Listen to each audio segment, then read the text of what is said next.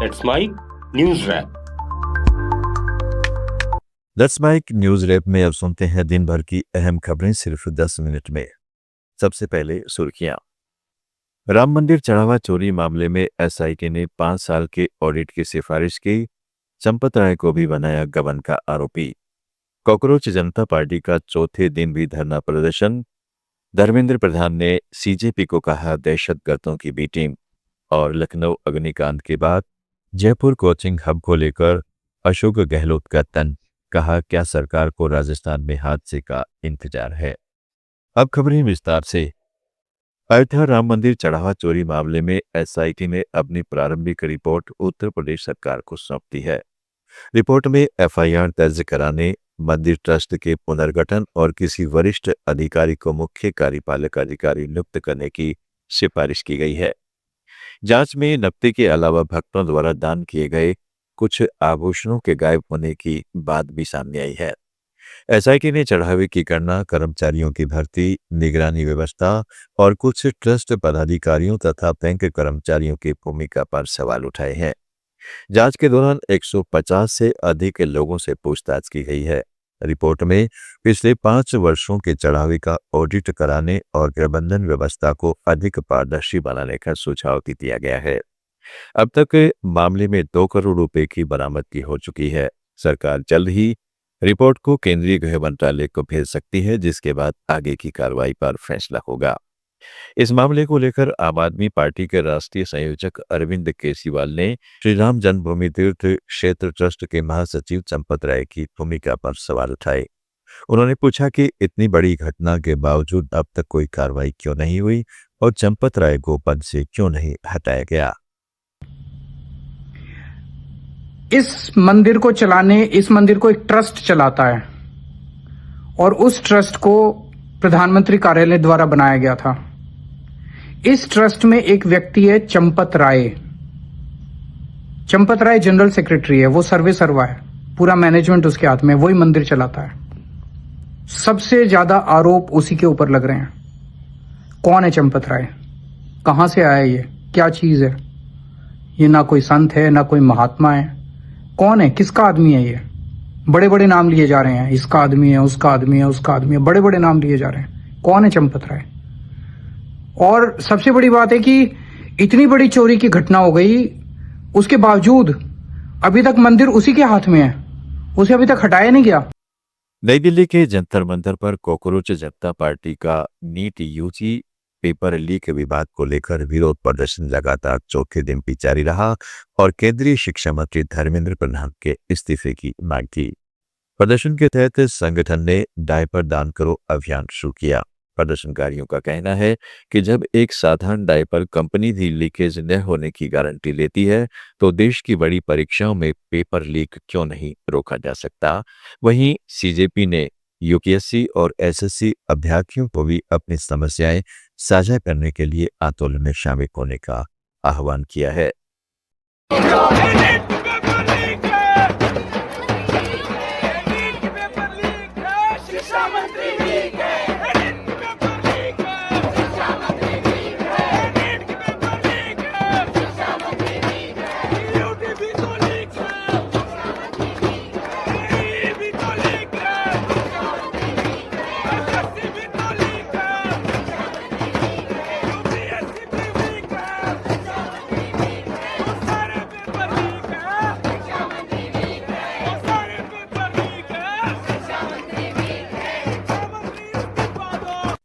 इस बीच केंद्रीय शिक्षा मंत्री धर्मेंद्र प्रधान ने कॉकरोच जनता पार्टी को दहशतगर्दों की बी टीम बताते हुए कहा कि लोकतंत्र में जिन्हें जनता ने नकार दिया, वे अब नए भीष्मी व्यवस्था को बदनाम करने की कोशिश कर रहे हैं।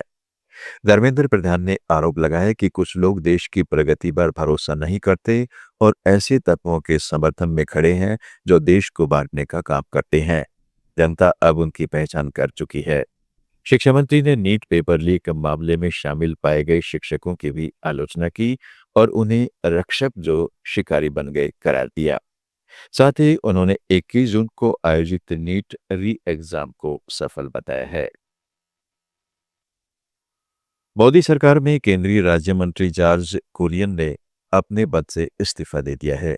राष्ट्रपति भवन ने इसकी जानकारी देते हुए बताया कि राष्ट्रपति द्रौपदी मुर्मू ने प्रधानमंत्री नरेंद्र मोदी की सलाह पर उनका इस्तीफा स्वीकार कर लिया है। हालांकि इस्तीफे की वजह आधिकारिक तौर पर नहीं बताई गई है। 65 वर्षीय कोरियन अल्पसंख्यक कार्य मंत्रालय और मत्स्य पालन, पशुपालन एवं डेयरी मंत्रालय में राज्य मंत्री थे। वे अगस्त 2024 से मध्य प्रदेश से राज्यसभा सांसद भी रहे, जिनका कार्यकाल 21 जून को समाप्त हो गया। भाजपा ने उन्हें दोबारा राज्यसभा नहीं भेजा। लखनऊ के अलीगंज इलाके में कोचिंग सेंटर में लगी आग मामले में हादसे की जांच के लिए एसआईटी और फोरेंसिक टीम मौके पर पहुंची और बिल्डिंग का निरीक्षण किया।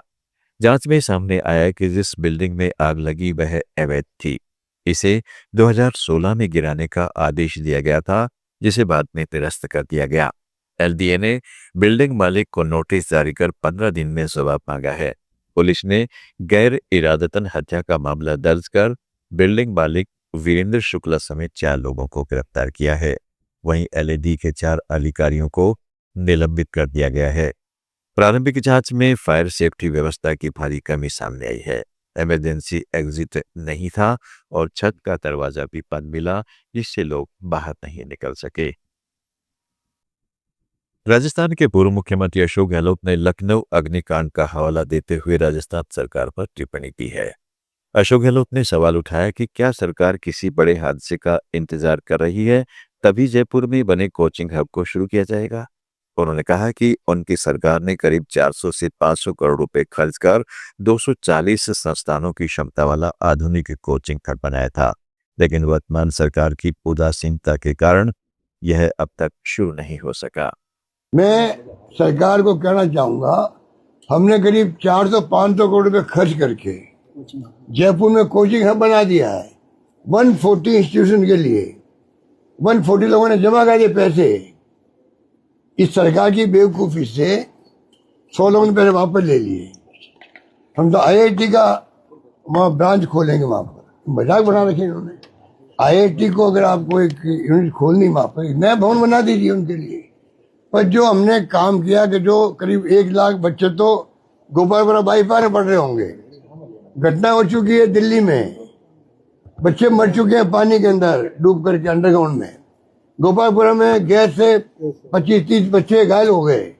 तो क्या सरकार इंतजार कर रही है कि यूपी की तरह घटना यहाँ पर हो? क्या चाहती है सरकार? क्यों उसको बंद कर रखा है? बड़ी बड़ी बिल्डिंग टूट जाएगी, लाइब्रेरी भी है उसके अंदर, सारी सुविधाएं हैं, फूड कोर्ट भी है बच्चों के लिए, अच्छे माहौल में बच्चे पढ़ सकते हैं, अच्छा माहौल उनको मिलेगा सब तरह से। समझ के परे है कि क्यों इस प्रकार की हरकतें कर रही है।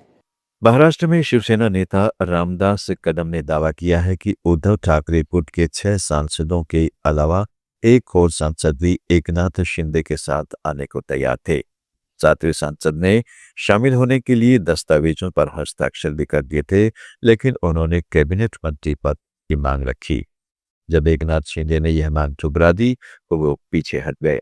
हालांकि कदम ने उस सांसद का नाम बताने से इनकार किया है। गौरतलब है कि सोमवार को शिवसेना यूपीटी के 9 में से 6 लोकसभा सांसद शिंदे गुट में शामिल हो गए। इसके बाद लोकसभा में शिंदे गुट के सांसदों की संख्या 7 से बढ़कर 13 हो गई है। पश्चिम बंगाल की राजनीति में तृणमूल कांग्रेस के भीतर घमासान और तेज हो गया है। पार्टी प्रमुख ममता बनर्जी ने बागी तेवर अपनाने वाले 8 वरिष्ठ नेताओं को पार्टी से निष्कासित कर दिया है।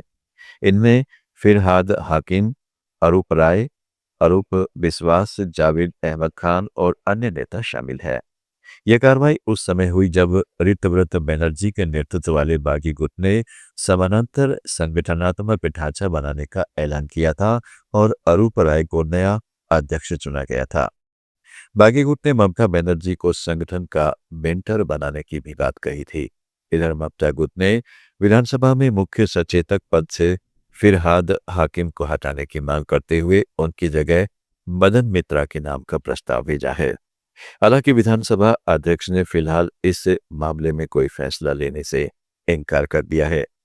टीएमसी के भीतर बढ़ता यह सत्ता संघर्ष अब पश्चिम बंगाल की राजनीति में बड़े बदलाव के संकेत दे रहा है। न्यूज रैप में आज इतना ही। जुड़े रहें लेट्स बाइक के साथ। आप सुन रहे थे let's mind more than radio. Follow कीजिए हमें हमारे सोशल मीडिया प्लेटफॉर्म्स पर।